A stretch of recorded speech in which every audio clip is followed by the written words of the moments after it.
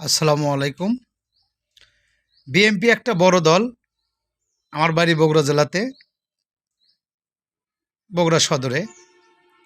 বড় দলের মধ্যে অনেক কিছুই হয়। প্রতিটা ব্যক্তি একটা দলকে এত কড়াভাবে শাসন করতে পারে না। আর কড়াভাবে শাসন করলেও শাসনের বাইরে যায়। খালেদা জিয়া এই দেশের মা। খালেদা জিয়া আর তারেক রহমান, এরা কি কোনো দলের নেতাকে বলছে যে তোরা দুর্নীতি কর, তোরা সন্ত্রাসী কর?